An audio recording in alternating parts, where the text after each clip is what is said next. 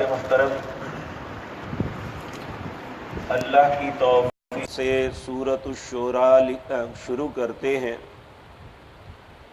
اس کی 53 آیات ہیں اور 5 رکوع ہیں۔ اللہ مالک نے یہ اپنے حبیب جناب محمد الرسول اللہ صلی اللہ علیہ وسلم پر مکے میں نازل کی تھی۔ پچھلی 3 صورتیں اور یہ چوتھی صورت، یہ چاروں مکے میں نازل ہوئی، چونکہ رسول اللہ صلی اللہ علیہ وسلم جس قوم میں مبعوث ہوئے تھے اس میں سب کے سب لوگ الا ماشاء اللہ 3 لوگوں کا نام لیا تھا رسول اللہ صلی اللہ علیہ وسلم نے کہ ان کے علاوہ سب کے سب شرک کے اوپر تھے، اور جو شخص مشرک ہو اس سے اگلے مرحلے میں یہ ہوتا ہے کہ وہ آخرت کا ہر چیز کا منکر ہو جاتا ہے۔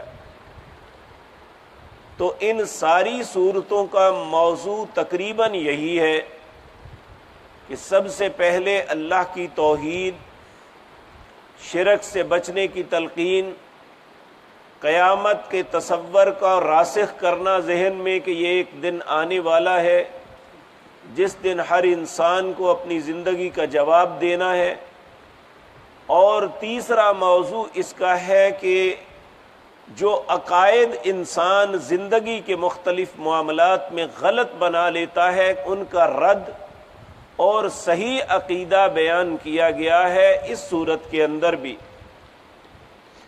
تو اللہ رب العزت اس صورت کا آغاز 5 لفظوں سے کرتے ہیں جو حروف مقطعات میں سے ہیں۔ حامیم عین سین قاف، یہ وہ کلمات ہیں جب رسول اللہ صلی اللہ علیہ وسلم نے الف لام میم کے متعلق کہا تھا کہ اللہ اعلم بمرادی، تو حیی بن احتب یہودی نے کہا تھا اس کا معنی میں بھی بتا سکتا ہوں، تو اس نے اس کا معنی 71 بتایا، پھر زور سے کہنے لگا کیا 71 سال بعد تیرا دین ختم ہو جائے گا؟ تو نبی کریم صلی اللہ علیہ وسلم نے پھر کہا مجھ پہ الف لام میم را بھی اتری ہے، پھر وہ اس کا جواب دیا، پھر آپ نے فرمایا مجھ پہ الف لام میم صاد بھی اتری ہے، پھر اس نے یہ کہا کہ یہ 200 اتنے سال ہو گئے، آپ نے پھر جب یہ بات کہی کہ مجھ پہ ہا میم عین سین کاف بھی اتری ہے، تو وہ اتنا مضطرب ہوا کہ اس نے اپنے منہ پہ تھپڑ مار کے کہا مجھے کچھ سمجھ نہیں آتی آپ کیا کہتے ہیں۔ تو حدیث میں آتا ہے کہ حضرت عمر رضی اللہ تعالی عنہ سے حضرت عبداللہ بن عباس رضی اللہ تعالی عنہ سے ان کلمات کے متعلق پوچھا گیا کہ اس کا معنی کیا ہے۔ حضرت عبداللہ بن عباس رضی اللہ تعالی عنہ نے اعراض فرمایا کہ اپنا رخ دوسری طرف کر لیا، وہ پھر جا کے کہنے لگا اے عبداللہ آپ کو اللہ نے فہم دیا ہے، ان کلمات کا مطلب بتائیے۔ آپ نے پھر اعراض فرمایا۔ وہاں حضرت حذیفہ بن یمان رضی اللہ تعالی عنہ تھے، انہوں نے کہا میں تمہیں بتاتا ہوں۔ انہوں نے پھر یہاں پہ کفار کی بربادی کا معاملہ بتایا، ایک ایک لفظ کے جواب میں کہا کہ میم کا مطلب یہ ہے، اور عین کا مطلب، سین کا مطلب، قاف کا مطلب یہ ہے کہ مختلف معرکوں میں جو مسلمان ان کو زد پہنچائیں گے، تو یہ ان کا اپنا ایک نظریہ تھا، وگرنہ اللہ عالم بمرادہ، اس کی مراد اللہ ہی جانتا ہے۔ شاید یہی بات اسے سمجھ آئی ہوگی جو حیی بن احتب تھا کہ اس نے اپنے دونوں چہروں پہ تھپڑ مار کے کہا کہ مجھے کچھ نہیں پتا سمجھ آتی کہ آپ کیا کہہ رہے ہیں۔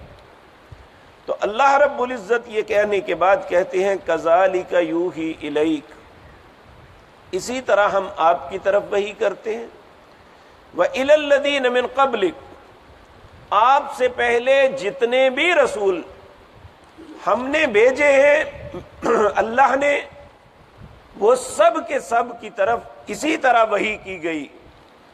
اور یہ بات یاد رکھیں، اللہ رب العزت نے کبھی کسی انسان سے ڈائریکٹ بات نہیں کی، بلکہ اللہ کا قانون اور اصول ہے جو اس سورت کے آخر میں آئے گا، ما کان لبشر ان یکلمہ اللہ الا وحیا او من وراء حجابا او یرسل رسولہ، یعنی ون ٹو ون، سامنے سامنے اللہ نے کبھی کسی انسان سے بات نہیں کی۔ یہ جو رسول اللہ صلی اللہ علیہ وسلم کے متعلق کہتے ہیں کہ اعوذ باللہ من الشیطان الرجیم، عرش تک پہنچا دیتے ہیں اور کہتے ہیں پھر سارے پردے گر گئے، پھر اللہ اور اس کے حبیب رہ گئے، یہ سارے کی ساری جھوٹ اور فضول بات ہے۔ اللہ رب العزت فرماتے ہیں میں نے کسی انسان سے کبھی کلام نہیں کی، الا وحیا، یا وحی کر کے، او من وراء حجاب، یا پردے کے پیچھے، او یرسل رسولا، یا اس کی طرف اپنا رسول بھیجا ہے۔ یہی طریقہ پہلے انبیاء کے ساتھ بھی تھا اور رسول اللہ کے ساتھ بھی۔ اما جی عائشہ صدیقہ رضی اللہ تعالی عنہ سے پوچھا گیا کہ نبی کریم صلی اللہ علیہ وسلم پر جب وحی آتی تو کیسے ہوتا؟ تو نبی کریم صلی اللہ علیہ وسلم نے جواب میں فرمایا کہ ایک تو طریقہ یہ ہے کہ جس طرح گھنٹیاں بجتی ہیں اس طرح کی آواز، اور جب آپ پہ وحی نازل ہوتی تو جس طرح شہد کی مکھیاں بناتی ہیں اس طرح بنانے کی آواز آتی، اور یہ سب سے سخت وحی کا طریقہ تھا۔ اما جان کہتی ہیں جب آپ پہ ایسی وحی آتی تو وحی سے جب فارغ ہوتے تو آپ پسینے سے شرابور ہوتے، حالانکہ وہ سخت سردی کے دن ہوتے تھے۔ اور دوسرا طریقہ یہ کہ اللہ اپنے فرشتے کو انسان کے روپ میں بھیجتے، وہ آ کے جس طرح ایک عام انسان بات کرتا ہے اس طرح کرتے، جس طرح کہ کئی مرتبہ رسول اللہ صلی اللہ علیہ وسلم کے ساتھ ایسا ہوا۔ وہ حدیث جبریل جو ہے جس میں جبریل ایک انسان کے روپ میں آئے اور ایمان، اسلام اور احسان کے متعلق لوگوں کے سامنے پوچھا اور یہ تعلیم دی صحابہ کرام رضوان اللہ علیہم اجمعین کو۔ یہی طریقہ کار پہلے انبیاء کے ساتھ بھی تھا۔ تو اللہ رب العزت فرماتے ہیں، اور یہاں بعض لوگ کو کنفیوژن ہوتی ہے کہ موسیٰ علیہ السلام کے متعلق ہے کہ اللہ نے کلام کیا، یاد رکھیں یہ بھی اللہ نے پردے کے پیچھے کلام کیا، سامنے نہیں ہے۔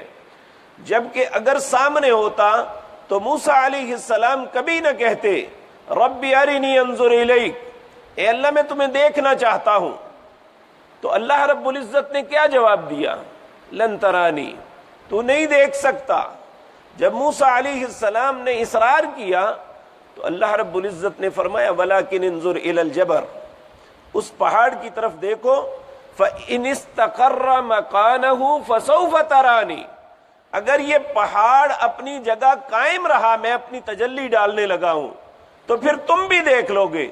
فلما تجلی ربہ للجبل جعلہ دکا وخر موسیٰ صعقا، موسیٰ علیہ السلام نے دیکھا نہیں، اللہ نے پہاڑ پہ تجلی ڈالی، پہاڑ جل کے کولا ہو گیا اور موسیٰ علیہ السلام بے ہوش ہو کے گر پڑے۔ ہوش میں آ کے فوراً اللہ سے معافی مانگی کہ مجھ سے غلطی ہوئی ہے، مجھے ایسا نہیں کہنا چاہیے تھا۔ اس لیے یہ اللہ کی عظمت کے ہی خلاف ہے، قرآن کی صریح نص کے خلاف ہے کہ یہ کہا جائے کہ فلاں نے اللہ کو دیکھا یا فلاں کو اللہ نے اپنے عرش کے اوپر بلایا۔ اللہ کے عرش کے علاوہ اوپر اللہ کی ذات کے علاوہ کوئی کبھی نہیں گیا۔ تو اللہ رب العزت فرماتے ہیں اسی طرح ہم نے آپ کی طرف وحی کی، وَإِلَى الَّذِينَ مِن قَبْلِكَ اللَّهُ، اور تم سے پہلے جتنے بھی آئے سب کی طرف اللہ نے وحی کی۔ اللہ عزیز حکیم، بے شک تیرا رب غالب ہے ہر پہ، اس پہ کوئی غالب نہیں آ سکتا۔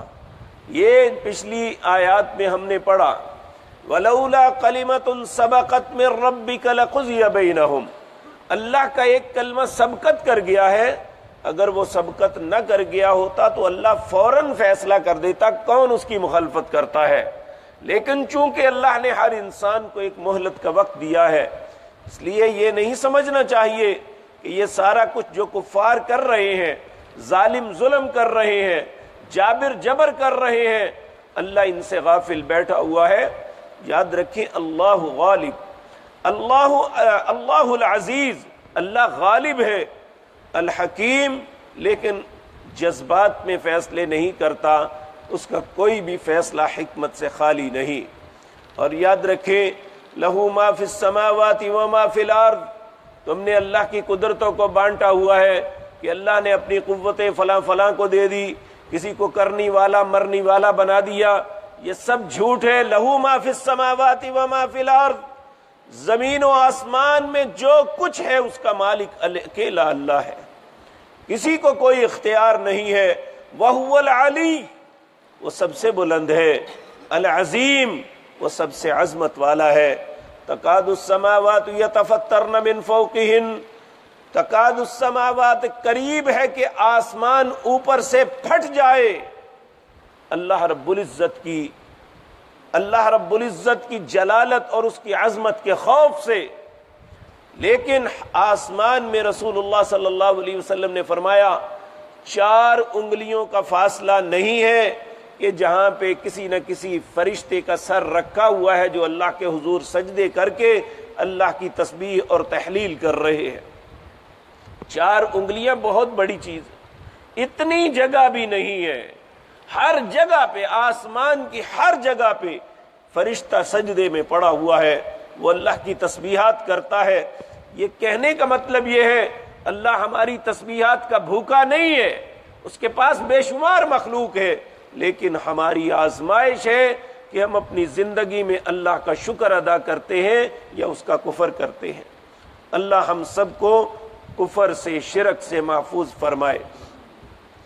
کہا اللہ رب العزت فرماتے ہیں والملائکۃ یسبحون بحمد ربہم، اور اس کے فرشتے اس کی تسبیح اور اس کی حمد بیان کرتے ہیں۔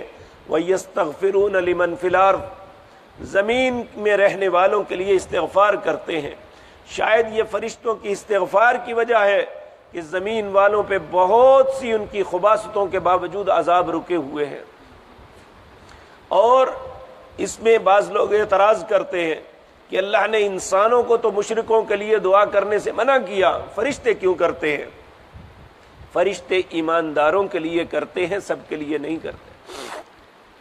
اور یاد رکھیں ایمانداروں ہی کی وجہ سے زمین کے اوپر بہت سے عذاب ٹلتے ہیں۔ اللہ رب العزت نے قرآن عزیز سورۃ انفال میں فرمایا کہ وما کان اللہ معذبہم وہم یستغفرون، اللہ ان پہ کیسے عذاب کرے جبکہ ان میں کچھ لوگ استغفار کرنے والے بھی ہیں۔ تو ممکن ہے اہل ایمان کے استغفار کی وجہ سے کفار پہ بھی عذاب رکا ہو۔ جب قیامت قائم ہونی ہے، نبی کریم صلی اللہ علیہ وسلم نے فرمایا ایک بندہ بھی نہیں باقی رہے گا جس کے دل میں ایمان ہو، تو اللہ رب العزت فرمائیں گے کہ میں نے جن لوگوں کے لیے زمین کو قائم کیا تھا اب وہ نہیں رہے تو مجھے زمین کی ضرورت نہیں۔ قیامت قائم کر کے اللہ زمین کو ختم فرما دیں گے۔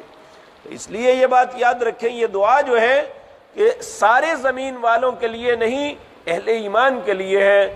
جس طرح کہ پچھلی صورت میں ہم نے پڑھا الذین یحملون العرش ومن حولہ یسبحون بحمد ربہم ویؤمنون بہ ویستغفرون للذین آمنوا، وہاں ایمان والوں کا تذکرہ آیا ہے، اور یہاں بھی زمین میں رہنے والے ان لوگوں کا تذکرہ ہے جو اہل ایمان ہیں، ان کے لیے اللہ سے استغفار کرتے ہیں۔ اللہ خبردار، ان اللہ هو الغفور الرحیم، بے شک اللہ بخشنے والے مہربان ہیں۔ والذین اتخذوا من دونہ اولیاء اللہ حفیظ علیہ، جو لوگ اللہ کے علاوہ اوروں کو شریک بناتے ہیں، دوست پکڑ لیتے ہیں، اللہ کی ذات کو فراموش کر کے، حفیظ علی، اللہ کہتے ہیں میں خود نگرانی کر رہا ہوں، میں خود دیکھ رہا ہوں انہیں۔ وما انت علیہم بوکیل، آپ ان پہ دروغے نہیں ہیں، اگر کوئی نہیں سمجھتا تو ان کے ساتھ میں خود نپٹوں گا۔ اللہ رب العزت ہمیں شرک اور کفر سے محفوظ رکھے۔ یہ اللہ رب العزت اپنی قوتوں اور قدرتوں کا اظہار کر کے فرما رہے ہیں کہ کوئی شرک کر کے، کوئی کفر کر کے مجھ سے طاقتور نہیں ہو سکتا۔ اللہ رب العزت ہمیں اپنی ذات کے سامنے عاجز ہی رکھے، ہمیں اپنی ذات کے ساتھ کسی کو شریک بنانے کی توفیق نہ دے، جب تک زندہ رکھے توحید پہ زندہ رکھے۔ اقول قولی ھذا واستغفر اللہ لی۔